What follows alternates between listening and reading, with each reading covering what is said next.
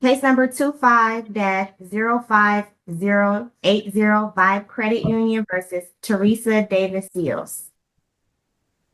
All right, appearances for the record, please. Good morning, Your Honor. Elizabeth Butler, P80956 for Plaintiff by Credit Union. All right, good morning, Ms. Butler. And ma'am, what is your name? My name is Teresa Davis Seals. Okay, and good morning to you as well. Today is the date scheduled for 2 hearings, I see. We have a motion for summary disposition that was filed by the plaintiff, and then I'm looking at a letter which indicates that Ms. Davis Seals is requesting a motion to dismiss the case.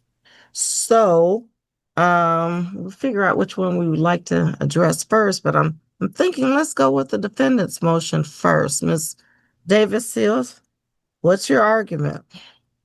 Okay, Your Honor, I would like to say that Ms. Butler has no case, and the information that she has compiled in her packet that she does have, it's basically has come from me from the mediation that we had of my receipts. She has no information, and she's now wanting this hearing to further get additional information from me to work against me, which is ridiculous. And I only came to this hearing today just to find out more about Ms. Butler and her affiliation with this credit union, why she's even with them, why is she working for this particular situation. I have no dealings with her and her organization or her company, and I see no reason to even be having this whole case situation to begin with. I tried working with that credit union one-on-one myself. It was not necessary for them to take this route. And now they have put her out here not equipped because she doesn't have any information. They didn't give her any. And now she wants to use me to work against me, which is crazy. This is why she wants this meeting today. She wants to hear additional information. And I purposely left my information at home. I have additional information other than this makeshift packet that she put together. And I purposely didn't bring it because, as I stated, I want to hear more about her affiliation with this company, and to let her know that the information that she does have is inaccurate. Thank you for pointing that out. But now we need more than just words. Can you show us some solid proof that what you brought, or didn't bring, wasn't left at home on purpose? Okay. Well, now you've asked me to dismiss the case. And in order to do that, we would have to have a legal basis to do that. And I hear that you're not happy with the fact that she's filed the case. You don't understand who she is. You don't like the fact that she's got information from you that she's using in the case, which, by the way, that's okay. Either side can use information from the other side. As a matter of fact, that's a process that we call discovery. And it is authorized under the Michigan court rules that you can ask each other specific questions about your side of the case or their side of the case, whichever you want. Any factual information, questions can be asked. You can ask for documents. Documents can be provided both ways, from the plaintiff to the defense, if the defense wants to see documents that the plaintiff has, and vice versa. So that part is technically okay. But for you to ask me to dismiss the case, I just can't dismiss the case. I have to have a legal grounds to do that. And I'm not really hearing specific legal grounds, although I am hearing some other things that you're not happy about. So, Your Honor, can I say something else? I just want to bring out all of the rest of my feelings and information and everything concerning this case on September the 25th for the trial.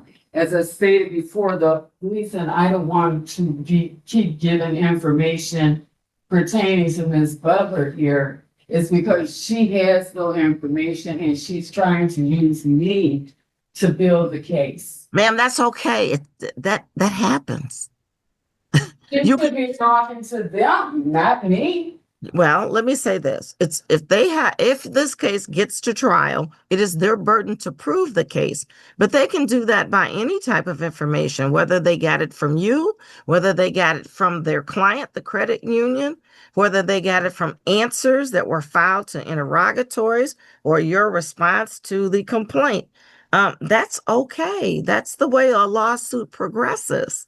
So it's not like she's doing anything wrong. But if she is using information that she obtained from you, Well, Your Honor, she's not giving me any. When this did you ask for any information? Yes, but Okay. she didn't even answer her phone when I called her. Well, ma'am, office. let me tell you, there is a written discovery. I don't even know if the court had ordered it before, but if I did, there's written discovery that you can use to actually ask for information. Now, from what I'm seeing here, this got filed fairly quickly, this motion. So I'm not even sure that we even did a scheduling order for discovery yet. They filed their motion for summary disposition, I think, before we even got to any of that. And I'm not even sure if you went, maybe you went to mediation. You did go to mediation. Well, at least it was ordered in July. Let's see if you went. I don't know. Yes, Your Honor, we did go to We had mediation. mediation. Okay. So usually after mediation, can somebody tell me the date you went? Because usually that's when we would do a scheduling order. For I think it was August 14th. Okay. So I don't see a scheduling order back yet. This motion got filed though in August. Your Honor, may I respond to the defendant's motion, or do you even need me to file? Yeah, well, I'm gonna let you say what you need to say. I just wanted to make sure she was clear on the fact that some of the things she's complaining about are okay. So go ahead and respond, Ms. Butler. Thank you, Your Honor. I mean, you said that there needs to be a legal basis for a motion to dismiss, and thank you for explaining that my client's entitled to ask for information from her. We attended the mediation and I had asked her for copies of checks. I wanted to make sure my client had the right balance, that she was giving credit for all of her payments. She kindly provided that, and my client reviewed, and we filed our motion for summary disposition based on the balance, and we included a full accounting with the motion. That's what she had wanted to see, and she was served with a copy of the motion.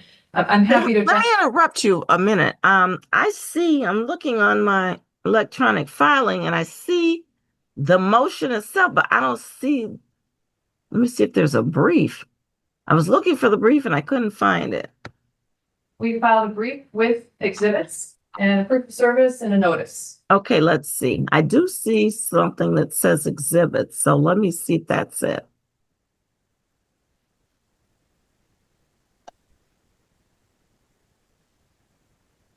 Yes, you're right. Says exhibits, but there's the motion. Okay, there's that. Well, no, here's the exhibits. Okay, let's see if I got a brief with it.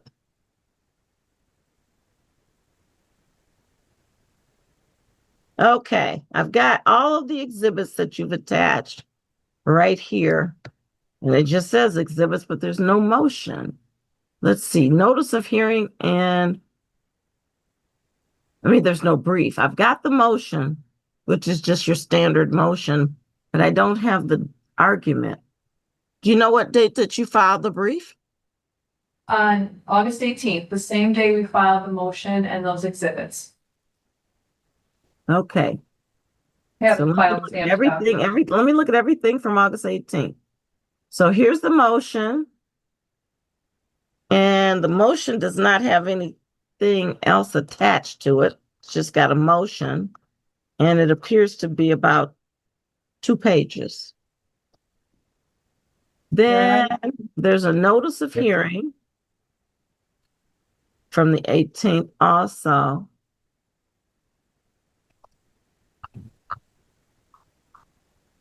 And that's 1 page with a date to be determined by the court.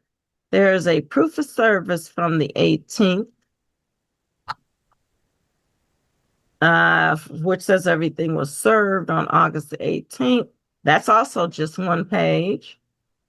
Then on the 18th, here is a proposed order.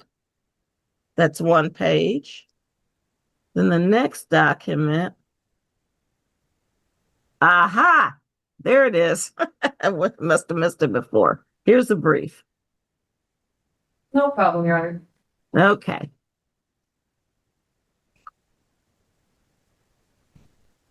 All right, go ahead with that, your argument then. You've got your documents attached. I see those. Yes, Your Honor. This relates to a loan that Ms. Davis Seals took out with my client, the credit union. She seems to be under a misunderstanding that my office owns the debt. We're just the lawyers who provide credit union. They still own the debt. We're not a separate debt buyer in any way. We're just humble attorneys. Yeah, you're just representing the credit union. Correct. Correct. Mm-hmm. Ms. Davis Seals had a loan before this loan that's the basis of the lawsuit. The loan that's the basis of this lawsuit was a debt consolidation loan, where she was given a new loan. So Ms. Davis Seals had made payments on that prior loan, and my understanding is that she's concerned she didn't get credit for those prior payments. I think what she's not understanding is that this was a new loan, and the payments made before don't apply to the new loan. The new loan encompassed all her prior payments and what she'd owed before. After mediation, she kindly provided my office with copies of her receipts. I had my client double check everything to make sure that all her payments were credited. She had admitted that she missed some payments, which is the basis of the default on the loan. Attached to the motion for summary is a full accounting of all her payments and also an affidavit of account from my client confirming the balance. That was the basis for the motion for summary. She doesn't seem to be contesting that she took out the loan, that she owes money. She just was worried about the payments, thus the full accounting affidavit of the balance. I'll also point out she hasn't filed a response to the motion. Maybe if you want to consider her letter a response to the motion, she still has not presented any genuine issues of material fact that would justify a trial, nor has she stated any valid defenses. This motion is under 2.116, C9 and C10. If she doesn't present anything that would contest this balance, there really isn't much more for the court to review based on what we've already provided. That's why we ask that this court consider denying Ms. Davis Seals' motion to dismiss and granting this motion for summary disposition. Again, there's really nothing to review further at a trial. If she had actually brought it, there would have been plenty more to review. Leaving it at home was a careless mistake, plain and simple. That was a seriously short-sighted move, Karen. All right, thank you so much. Okay, so Ms. Davis Seals, I'm going to give you a chance to respond, but the gist of her argument is that, number one, she's just the lawyer for the credit union. She's not trying to collect the debt for any other entity other than the credit union. And that's how she's involved in the case. Number two, she indicated that at the mediation, she got your documents to make sure that you were credited for any payments that you had previously stated that you made, and that there was a prior loan, and then you got this new loan for debt consolidation. And they verified that all of your prior payments were indeed credited to the other loan. And this is a new loan. And that you've admitted that you pretty much owe this loan. There's no question there that you owe that debt. You had missed a couple payments, so that's the default. And otherwise, she says she's checked her balances, and this is the correct amount that's due, so that there really is no issue to go to trial on. And if there's no issue to go to trial on, we could enter judgment for the credit union today, because there's no issue. A trial is held when there are actual issues that we're not sure, well, what's the facts? This case, she argues, these are the facts. No one's disputing the facts. I'm disputing. Your Honor, let me speak on each one of those issues you just mentioned. Number one, this is a debt collection agency that's working for them. They have bought out this account from this credit Ma'am, there's union. no evidence of that. That they have the Okay, ma'am, paperwork that excuse let me finish excuse me. talking. Your I Honor. need you to, I have to be based in reality here. So I need you to show me what documents you have that support the fact that they bought the debt and that they're actually the people collecting it, because the lawsuit is not in the name of the law firm. And it's okay for a debt collection law firm to represent the credit union because the credit union is trying to collect a debt. And they typically do hire debt collection firms to do that. So Okay, you Your need Honor, to, let me ma'am, finish it. Let me finish. Ma'am, you can't say that to the judge. listen, okay, I'm sorry. I'm sorry. Okay, I'm not there, okay. and I'm not going to try to overtalk you. Okay, I'm sorry, Your Honor. And I'm the one that knows what's going on. I understand the law and I understand this process. And I've looked at these documents and I'm trying to explain it to you. But if you want to overtalk me, that's not going to work. Now, I'm fully happy to listen to anything you have to say. That I am willing to do. But if it's not right, I'm going to have to tell you that. And we got to move forward from I there. understand. Okay, go ahead. Okay, so here's the whole situation. I took out the loan and I did that. It was a double loan. I started with one. They merged that first one in with the second one. Became a combined one loan. Welcome to the world of debt consolidation, a term that sounds neat but really just means hand over all the interest you were paying before, now to me. On the surface, combining multiple debts into a single, lower interest loan can seem smart. But in reality, these programs often come with sky-high fees and sudden interest spikes if a payment is late or missed. That's exactly the trap the defendant is facing today, caught in the fine print she probably didn't expect. Out of that one loan, I have paid over $8,000 and plus dollars for that whole loan. It became a consolidated one loan. And they are not accurately giving me the credit for the amount that I have paid. Okay, They- ma'am. Well, you're going to have some documentation to show I me. have it. It's at home. Like I said, I didn't bring anything. Today was the date to bring it. We don't get to trial when there's a motion pending. And in order to actually respond to the motion, you needed to have brought your information today. It was my understanding this was just a hearing before the trial. It is a hearing before the trial, and it could end up that you don't get to trial if her position is substantiated. Well, it's not accurate. They have false information regarding what I have paid and everything else that she's saying about this, what they have done is false and against what is actually true. Okay, And ma'am. I wanted to bring out all of my information You don't have during it. the trial. That's what I thought I could do. We don't get there.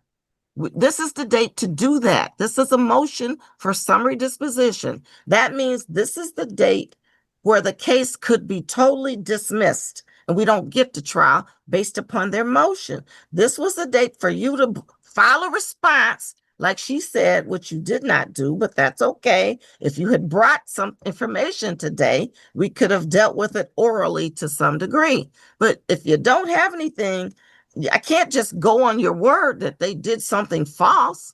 I have it I at gotta home. have document. Ma'am, you were supposed to, I don't know why you would come to a court hearing without the Because proper. I thought this was just a hearing, that we were just supposed to, voice, it was another, I thought it was similar to that orientation we had, which by the way, she started with one sheet of information, then all of a sudden after I submit my receipts, she comes with a bogus packet of which over 99% of this packet is incorrect. And this is why I thought this was just another hearing to voice why it should go, like you said, go any further or not, because none of what she has in this packet is correct. And they I have no evidence to show that none And- of what she has in And the I'm packet sorry, I made the mistake and left incorrect. it at, it's at home. I have the information to show it. Look, having evidence matters, but if it's sitting at home while you're standing in court, it's as if you have nothing at all. In the courtroom, what counts is what you can actually show right now. And they have it. They have the accurate records of how much I have paid, but not giving me credit for it. I do not owe the amount that they're saying, and I should not be assessed anything any different. This is a collection agency that has gotten that account. They want to take it over and want me to start from a whole big balance amount of which is not true. I have paid this credit union over $8,000, $8,231.07. And they are not giving me the credit for it. And then they want to continue on with a huge balance. How can you come with a balance of 11,000 plus when both of the borrowed amounts were 7,000 each, and I have paid over $8,000 plus? Ma'am, There's I don't only know. You have to look at- 3,500 left. You have to look at the terms of your loan agreement. I'm sure there's interest and penalties on late payments that apply. And that's another, I'm glad you mentioned that, Judge. And what she said earlier about missing some payments, I've never missed. I've been late and I admit that, but the late ones I have gone up with and moved forward. There's no way I could reach $8,000 plus not paid. I have paid late. I've never missed. So that's an incorrect statement that she has made. This credit union is crooked and biased and is sorry for that she's representing them on those premises, but that information that she has given is incorrect. And like I said, I didn't understand. I thought I could bring my information to the court. I thought we would be having a case on the 25th of September. And so my information is valid, but it is at home because I thought she was trying to continue to get more information from me to base her case. Now, if you had read the motion, it says in the body of the motion that she's asking the court to enter a judgment against you today at this hearing. That's what the motion says. It doesn't say she's trying to get any information from you. It says she's looking for a judgment. And if she gets a judgment, that's the end of the case. There is no trial. Well, Your Honor, I would still like to request the trial to go through for the 25th. I can't do that, ma'am. I have to resolve the motion today. I can't do that. That's why she filed the motion. It's inaccurate, and it was not my clarity. I had a lawyer through the Lakeshore situation, and they completely just dropped me midstream, no assistance. And when I came back in, they later came out here. They came to the court and were meeting people downstairs. I asked why was I dropped. They could not give me a valid. Only thing the lady said was, well, we're short-staffed. But yet they had started in the middle of my situation. It's unfair to me to have taken on this type of a situation by myself. I had my legal help that I thought I had snatched completely from under me for no real valid reason.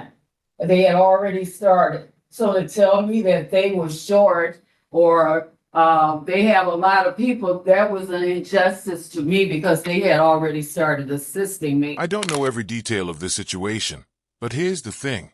If you had legal representation and your lawyer suddenly abandoned your case, there are usually only a couple of reasons. Either you stopped paying them for their services, or you never paid them in the first place.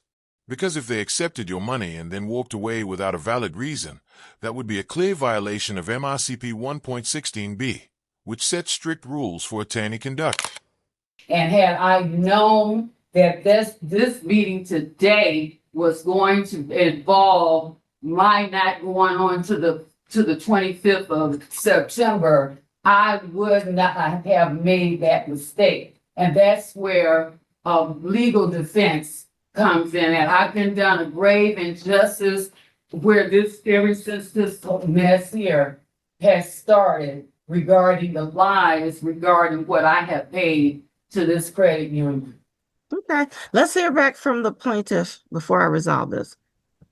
Your Honor, the only point I'll bring up is Ms. Davis-Seal said she never missed a payment, she was only late. Being late on a payment does still constitute a default under the loan agreement. She was late on a few payments and made them, but she also, from the transaction history attached to the motion, missed a payment in August of 2023, October of 2023, and a short payment in March of 2024. That's all in the transaction history attached to the motion. Thank you, Your Honor. Your Honor, may I say something? No, ma'am. At this point, I gave her an opportunity to respond back to you because she has the burden of proof, because we can't go back and forth like this all day. So I've given you a chance to speak, and we're now looking at her motion, and she's argued her motion in conjunction with her response to your motion to dismiss. As far as your motion to dismiss is concerned, I'm going to look at the body of it again, but it really doesn't have a legal basis in it for the court to grant you a dismissal of the case. What you indicated in the motion and on this record today is that you're being sued, of course, by a Vibe credit union, that this lawyer is representing them. That's all true. That you had tried to work things out. That's probably true. None of that's a basis to dismiss. And that you are no longer, you found out that about this case, and now they're using the debt collection firm to represent them, that you're not interested in going further with trying to resolve it, I guess. You say that Miss Baker agency is a farce trying to collect money because they now own the account. There's no evidence of them owning the account, and they have not filed this lawsuit in their name as a debt collector for them to try to collect the money. They filed this in the name of the Vibe Credit Union to try to collect the money for that client. So there's no evidence that they bought the debt. There's been no transaction history showing an account purchase from Vibe or anything else. They also, you indicate that you were informed by a source of how debt collection works. And that is probably accurate. They're just not collecting the debt for themselves. It's probably true. They do buy debt. It happens. We have cases like that every day. And there's usually a purchase of an account, an assignment of interest, and we can track the chain of title down to the plaintiff. That's not what's happening here. The plaintiff's law firm. Can I make another statement on what you were saying just now? Ma'am, I'm trying to rule. And when I'm ruling, that's it. Nobody else. I didn't know you were ruling. I thought you were just reading. No, something. I'm going through your points to make a clear record of why I'm about to deny your motion to dismiss this case. So you're telling us that you didn't check carefully whether you had all the necessary paperwork before coming to court, and then waited until the judge was about to make a ruling to suddenly bring it up? That's a huge oversight that could have been avoided with a little preparation. But that's not what we have here. You say you don't owe the debt collection agency any money. That's probably true. And they're not looking for money from you. Vibe Credit Union is looking for money from you. I'll just call him. You indicate in here that there's some false allegations. I don't know what those are. You're still talking about purchasing of business records. There's just no evidence of any of all that. You've got that into your head, but there's no evidence of any of that.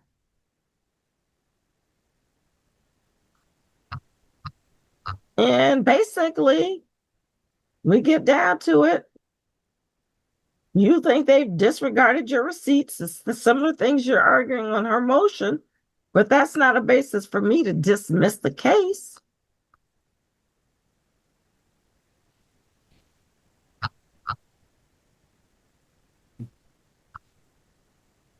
So anyway, you say you feel it's unjust, but you had a loan with the credit union.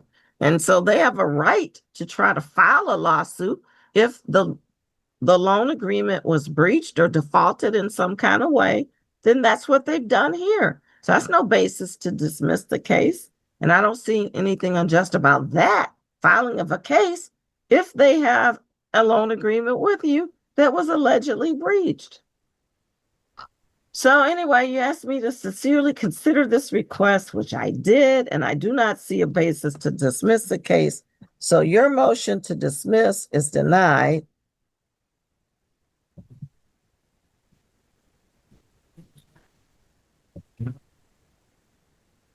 As far as the motion for summary disposition is concerned, it's brought under Michigan Court Rule 2.116C10, the basis of which is that there is no genuine issue of fact that requires a trial. This motion was served upon and filed with the court and served upon the party defendant at least, let's see, at least 28 days ago, specifically.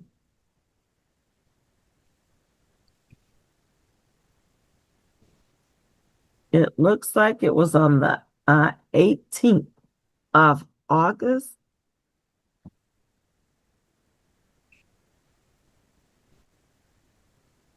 So at this juncture, the defense has had notice of the motion, notice of today's date. She's appeared here today. She could have filed a written response to the motion. She did not do that, but she appeared and made her argument that there's some kind of fraud she thinks that the credit union is perpetrating against her. She's made her argument that she was not fairly credited with a number of payments that were made on her loan, and she brought no proof of anything today. And this is the date of the hearing where the proofs should have been brought, because in a motion for summary disposition, the plaintiff has the burden to bring forth some evidence.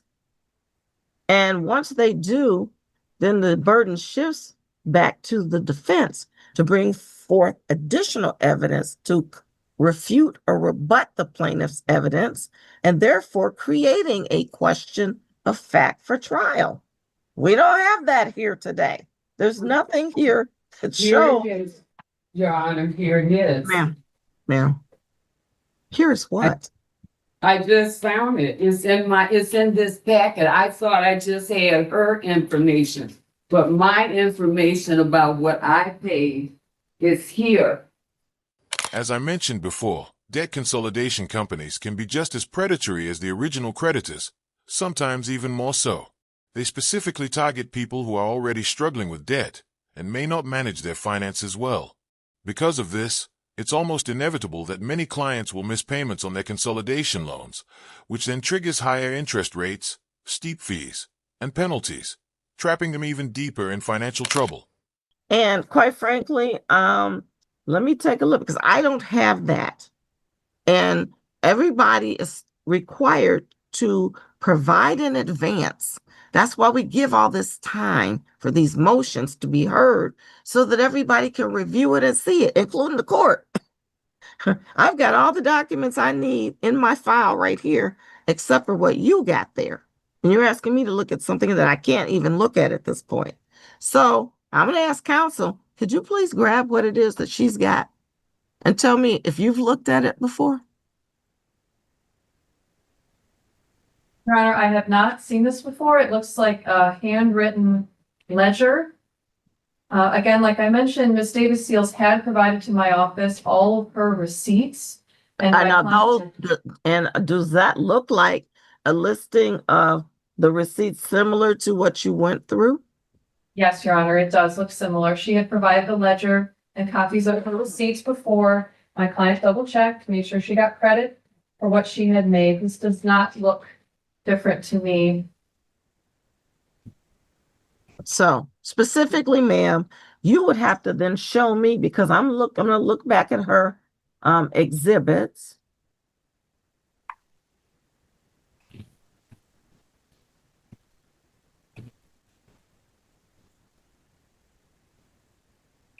Which one of the exhibits has your full check of all the receipts? Your Honor, it's exhibits 2 and 3 that have a full transaction history. And then exhibit 4 also has all the statements that would have been mailed to her. So if there ever was anything missing, she would have had the opportunity to tell us. But again, she already provided all her receipts to me. I did not include them as an exhibit to the motion because my client executed an affidavit, having reviewed the business records and indicating the balance. Okay. So let's look at exhibit 2 and 3.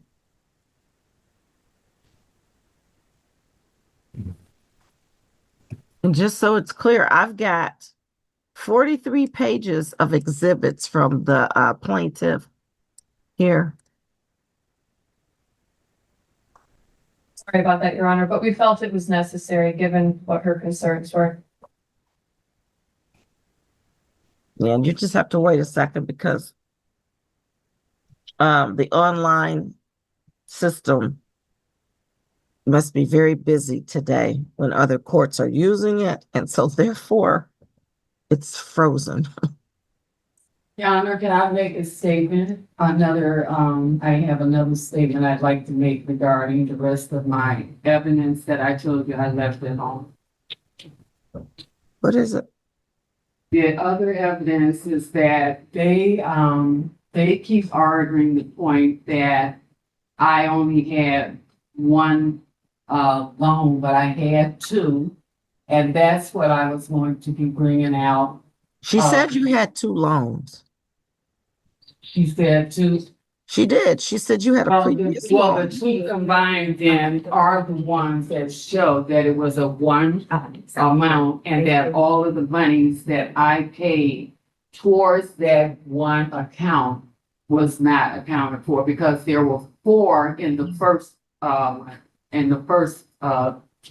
contract before they blended it in with the second one. I don't know. She said it was But she didn't say it was a first loan, and then she said it was a debt consolidation was the second loan. I believe that's what she said. it was So, and blended. she said all the payments that she saw that you made were properly credited to that first loan that you made. They were not. They were not. Well, Otherwise, tell me which one was not credited. none of it. Really much. None of it. All they have me credited for, according to their balance, is 2,000 and something, and I paid $8,231.07. And now you're saying you actually have documents that could prove your side, but left them at home. That's like trying to swim through a raging river without any gear. Without the evidence in front of her, the judge has very little choice and is forced to rule based on what she can see right now. So in their paperwork, when they give the final tally and total of what the remaining balance is, they're still saying that it's 11,000 plus. If the 2 combined came to 1344, something of that nature, and when you take 8,000 and something from that total amount, you're gonna end up with 3,500 or so. How can they still be coming up with 11,000 plus when I have paid 8,200 plus? Okay. I'll let her answer that again. Go ahead. Your Honor, maybe this will help. If you look at Exhibit 1, which is actually the loan agreement, Mm-hmm. on the second page of it, at the very top, I'll let you get there, so it's probably easier once you're there.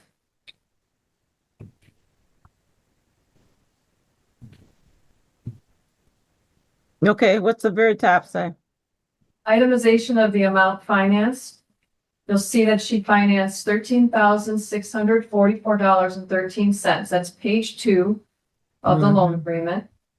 It says amount given to you directly, $7,000. Amount paid I'm missing something. I'm looking at something different then. Let's see. I'm looking at Exhibit Index Loan Agreement, Exhibit 1. Then here it says Exhibit 1 Loan Agreement. Then the next page says Loan and Security Agreement Disclosure Statement. Go to the next page after that. Your Honor. Okay, that's the second page then. Okay, No problem. there it is. Itemization of amount financed. Go ahead. $13,644.13 was financed. Amount given to you directly, $7,000. Amount paid on your account, $6,644.13. So she thinks she paid $8,000. I think she's considering the $2,000 or so she's made since this loan atop the prior loan's payments. I think that may be where confusion lies, but my client did lay this out right on the loan agreement. And it shows 6,000, which was what she paid on the other loan. Is that what you're saying? It's representing that other loan was paid off to the amount of $6,644.13. Right.